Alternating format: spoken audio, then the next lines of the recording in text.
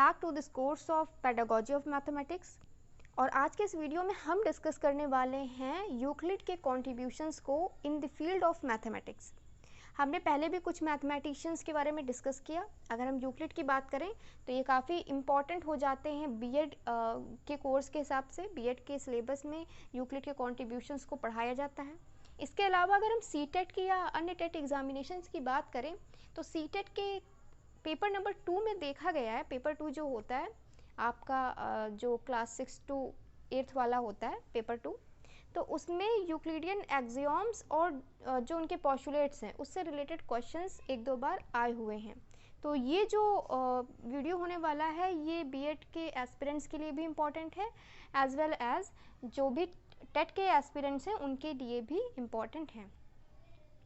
तो अगर हम बात करें यूक्लिड की तो he was an ancient Greek mathematician from Alexandria. Alexandria जिसे कुछ लोग सिकंद्रिया के नाम से भी जानते हैं।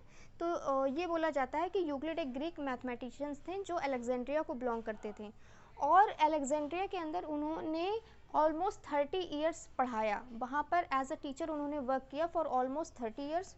और वहाँ पर जो भी लाइब्रेरीज़ हैं वहाँ की यूनिवर्सिटीज़ में, तो वहाँ पर इनका जो वर्क है पूरा का पूरा वो उसको ट्रेजर करके रखा गया है। अगर हम इनके मैथमेटिकल कंट्रीब्यूशन की बात करें तो एलिमेंट्स नाम से इनका एक वर्क है जिसमें 13 वॉल्यूम हैं, या आप बोल सकते हैं कि 13 बुक्स का ये कलेक्शन है जिसमें इनका जो मेन जितना भी इन्होंने कंट्रीब्यूट किया है मैथमेटिक्स की फील्ड में उसको संग्रहित करके रखा गया है। यूक्लिड की अगर हम बात करें तो इन्होंने अपने से पहले वाले मैथमेटिशियंस का जो वर्क था उसे कंपाइल किया, ऑर्गेनाइज किया, उसके ऊपर दोबारा से रिवर्क किया और उसके बाद में इन्होंने बेहतर मैथमेटिकल कॉन्सेप्ट्स को डेवलप किया। यूक्लिडियन ज्योमेट्री की अगर हम बात करें तो हम सभी वाकिफ़ हैं कि कितनी ज़्यादा इम्पॉर्टेंट है यूक्लिडियन ज्योमेट्री। हम अपने स्कूल में हम लोगों ने पढ़ा है, as we all are going to be the teachers of mathematics, तो हमें पता है कि ज्योमेट्री की फील्ड में यूक्लिड का कितना ज़्यादा कॉन्ट्रीब्यूशन रहा है। इसके अलावा एक काफ़ी इंपॉर्टेंट एस्पेक्ट होती है हमारी ज्योमेट्री की या हमारे मैथमेटिक्स की, वो होती है एक्सियोम्स और पोस्टुलेट्स। तो एक्सियोम्स और पोस्टुलेट्स का जो फॉर्मेशन है इसका पूरा श्रेय जो है वो यूक्लिड को जाता है। इन्होंने एक्सियोम्स और पोस्टुलेट्स दी थी जो कि आज भी काफ़ी ज़्यादा इम्पॉर्टेंट हैं।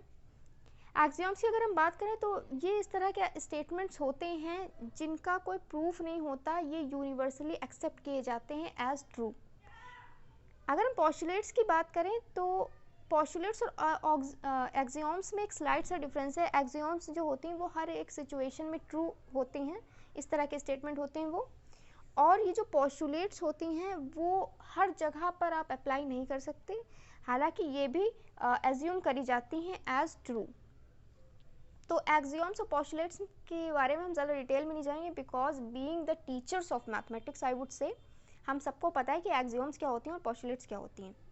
यूक्लिड की कुछ एक्सियोम्स यहाँ पर लिखी हुई हैं।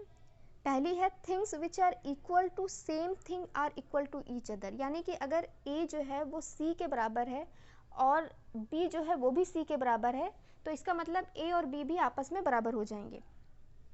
Then second, if equals are added to equal the wholes और सम्स आर इक्वल, यानी कि अगर ए में बी को ऐड किया जा रहा है, ए और सी इक्वल है, ए में बी को ऐड किया जा रहा है और सी में भी बी को ऐड किया जा रहा है, तब इन दोनों का जो सम होगा वो भी इक्वल आ जाएगा, यानी कि A plus B will be equal to C plus B. इसी तरह से if equals are subtracted from equals remainders और differences are equal. Similarly things that coincide with another are equal to another, कोई भी दो चीज़ें अगर एक दूसरे से कोइंसाइड कर रही हैं तो फिर वो बराबर होती हैं। फॉर एग्जांपल अगर आप 2 रुपए के 2 सिक्के लें और उनको आपस में मिला के देखेंगे तो वो कोइंसाइड करेंगी एक दूसरे से, यानी कि वो दोनों बराबर होती हैं एज वी ऑल नो, तो वो आपस में कोइंसाइड करेंगी। उसके बाद में the whole is greater than a part. For example आपने कोई एक रेक्टेंगल लिया बड़ा सा 10 बाई 10 का, उसके बाद में उसमें में से एक छोटा रेक्टेंगल काटा, तो वो जो आप छोटा रेक्टेंगल काटेंगे तो वो 10 बाई 10 से कम ही होगा क्योंकि वो आप पूरे एक होल पोर्शन से आप एक स्मॉल पोर्शन कट कर रहे हैं। तो ये भी यहाँ पर यूक्लिड ने अपने एक्सियोम्स के थ्रू बताने की कोशिश की। आफ्टर दैट यूक्लिड्स के कुछ पोस्टुलेट्स यहाँ पर मेंशन है, so I think it would be better कि आप खुद से पढ़ें इनको और एक्सियोम्स और पोस्टुलेट्स काफ़ी ज़्यादा इंपॉर्टेंट होते हैं सीटेट पेपर 2 के लिए, वहाँ पर एक दो बार इससे रिलेटेड क्वेश्चंस आए हैं। नाउ जो सबसे इम्पॉर्टेंट पार्ट है, अगर हम इनके कॉन्ट्रीब्यूशंस की बात यहाँ पर कर रहे हैं, तो यहाँ पर जो इनकी एलिमेंट्स नाम का इनका जो वर्क है, कलेक्शन है 13 बुक्स का, वो काफ़ी ज़्यादा इंपॉर्टेंट हो जाता है। सो लेट अस डिस्कस कि इन्होंने किस किस सीक्वेंस में क्या क्या मैथमेटिकल कॉन्सेप्ट दिए हैं। अगर हम बुक नंबर 1 की बात करें तो इन्होंने इसमें ट्रायंगल्स के बारे में बताया है, परपेंडिकुलर्स, पैरेलल्स और area of rectilinear figure, Pythagoras theorem, इन्होंने यहाँ पर इन सब चीज़ों पर वर्क किया है बुक नंबर 1 में। देन बुक नंबर 2 में इन्होंने transformation of area, geometric algebra. Then book number 3 में circles, chord and tangents. Book number 4 में polygons, circles, construction of regular polygons including the regular pentagon.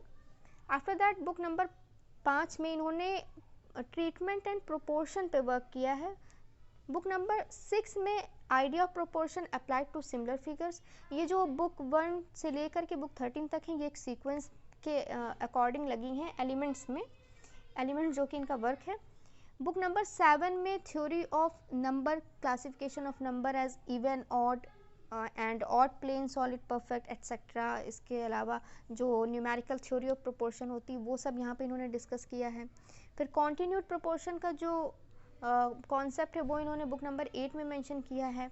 Number theory इन्होंने book number 9 में दी हुई है, और book number 10 में इन्होंने इरेशनल्स की स्टडी की है। देन बुक नंबर 11 में इन्होंने सॉलिड ज्योमेट्री को मेंशन किया है। ज्योमेट्री तो काफ़ी ज़्यादा इंपॉर्टेंट कंट्रीब्यूशन है यूक्लिड का, उसके लिए ही वो फेमस है, बट उसके अलावा भी उन्होंने काफ़ी सारी चीज़ों पे वर्क किया है, जैसे कि कॉन्टिन्यूड प्रोपोर्शन हो गया या थ्योरी ऑफ नंबर हो गया। बट जो मेन इनका वर्क रहा है वो ज्योमेट्री की फील्ड में ही रहा है।